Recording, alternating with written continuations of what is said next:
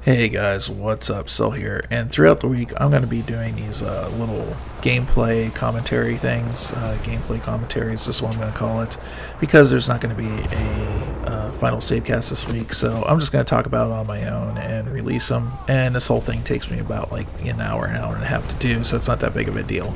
But today I'm going to talk about the Nintendo Switch. The clock rates finally got revealed, and yeah, let's talk about it. So a lot of people were comparing it to the Shield TV. Now, to be fair, a lot of people were upset that it's not the Integra X2, which is the Maxwell version of this.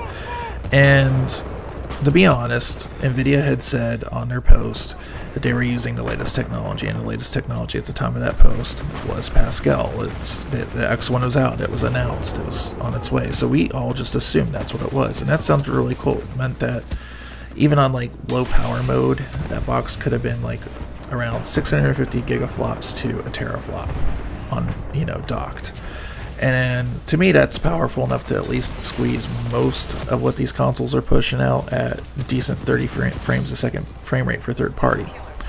So it's come out that this is a custom version of X1, and I want to talk about that word custom, because a lot of people are thinking, oh, it's custom, it'll be, it'll be better. That's not always what that means, okay? So, the original chip, the X1 on the Shield TV, was kind of a monster for a mobile processor. So it was plugged into the wall all the time, and because of that, they had it at it's going to sound weird when I say this, but a monstrous 20 watts. Now 20 watts is a lot on a mobile processor. Mostly on your phones and stuff, it's between 3 to 5, so keep that in mind to keep the battery from going dead. So at 20 watts, they had a clock of 2 gigahertz on the CPU, a clock on the GPU of like 1 gigahertz, and to give you an idea, the GPU was 256 Maxwell CUDA cores, so they're pretty efficient and whatnot, and that netted at about 1.1 teraflops, theoretical. That's a measurement I don't like to use because typically, especially with 3D graphics, you're typically not using all those cores at all the time. Okay, so it's a lot of times if like cores are assigned a certain job, then might be like a job's done on one packet before the next, or SMX as they call it, and you've just got cores sitting there doing nothing until the next process cycle or something like that. So in a weird way, there's a lot of inefficiencies that still need to be addressed with the way 3D graphics are renderings handled, and that's what a lot of the asynchronous compute and low-level API stuff has been about recently on PC. So anyways, back to it. This thing's going to have a static, whether it's docked or undocked, in whatever power mode, CPU speed of 1.2 gigahertz, or 1.2, yeah, megahertz is what they have it here, but 1.2 gigahertz, 1020 megahertz, there we go. Anyways, long story short, this is telling me something. I don't think this is going to be a console it's going to be very much like the Wii and the 3DS, like when it's running a game, if it's running any kind of OS in the background, I gotta imagine it's either using another CPU in the background or coprocessor. Maybe they're keeping so the original processor had A57s and then also A53s. Maybe they have like A53s running the OS and the A57s are for the gaming part. Who knows? But it seems like the games are going to be programmed at almost like a low level, like kernel level, instead of even through like any kind of abstraction layer or anything like that. And the reason I'm saying that is because their unwillingness to change the clock rate to save battery is telling me that that would screw with game logic, meaning that basically the game engines and stuff being programmed on this are tied to the CPU cycles. So I think that's kind of interesting to see here. But 1020 megahertz, and a lot of people were kind of poo-pooing it because they're ARM cores. You gotta remember, ARM cores are actually not that bad. There's a lot of servers out there that use ARM cores, and if you know what you're doing and stuff, there's no reason you can't run games, even modern games, on ARM cores if you had enough of them. And ARM cores are a little bit different than x86. 86 is like kind of like the jack of all trades processors, where you can actually make ARM processors that have like, it's essentially like an SoC with a bunch of those small ASICs for different things that can handle, floating point, whatnot better and whatnot. So it really depends on what they're trying to do here, but I imagine it's probably mostly like the X1 already is now, just cut down, maybe blazed off the X or the A53 cores or whatnot, just kept the A57s.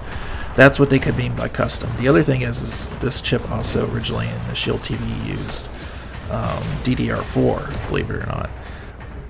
Looking at the clock speeds, they're almost looking like DDR3. It could be DDR4 still, who knows, but that could also be the other part of the quotes and quotes custom that they're talking about. So they could be using a different memory controller or something like that.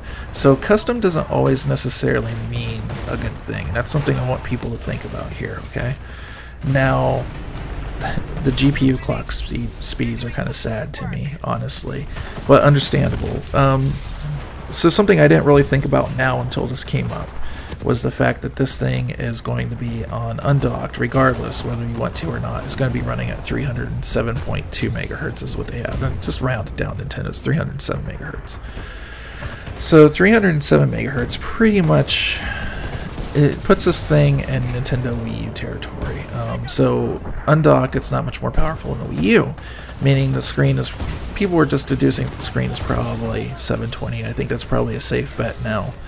I'm still fine with that. It's still pretty high resolution for what it is. I just want to play the games fine.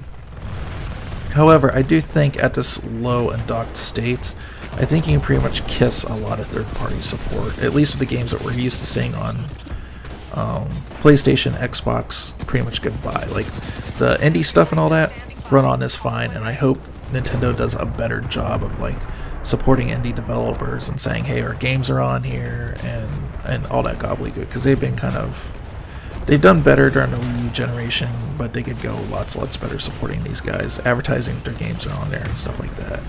Okay, so if this is just another Nintendo system with just Nintendo games, it's going to be enough for some people, but I think what the Wii U proved to us is that it's not enough for most people, and it's kind of weird nowadays to think about that.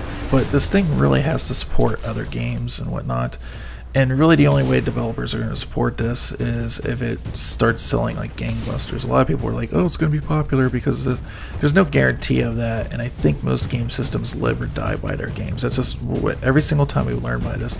And if this thing doesn't have that coming out of the gate, then what's the point? So anyways, let's go back to talk about the docked mode. Docked 768 megahertz. It's going to make it essentially an uber powerful PS3 or 360. It's not going to put it on the level of like the current consoles or anything like that. So don't expect that.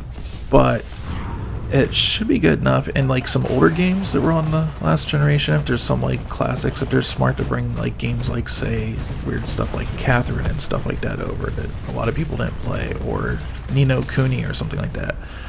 This machine should be able to handle it at 720 portable and 1080 on the TV native, no problem. You know, that'd be cool to do stuff like that.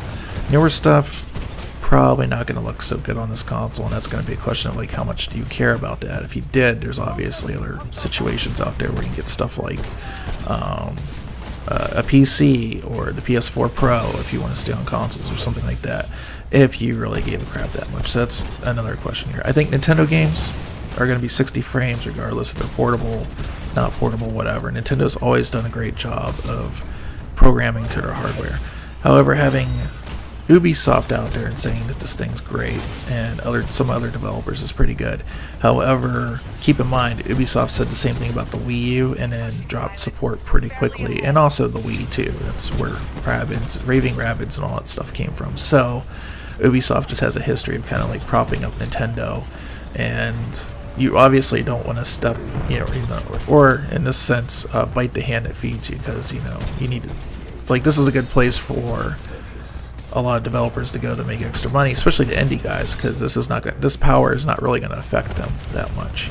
Rocket League would run just fine on this thing, and that would be awesome to have Rocket League on the go like that. But at the end of the day, I think it's interesting. We'll still see. I'm still a little bit excited. I might be a little bit less. I was hoping for something that was within punching class of the current consoles, because those things still need to be supported for, or at least the Xbox One S. From what I'm hearing, it still needs to be supported for the next 3 years after Scorpio comes out, and that's kind of a mandate from Microsoft. So that console's not really going anywhere for at least a few more years. but it's a neat thing, and I like the idea of like different Joy-Cons to switch out and whatnot. I don't know. You guys tell me what you think down below. Leave comments, like if you like this video, dislike if you dislike it, and yeah, follow me on Twitter at Cell Processing, and I'll see you guys in the next one.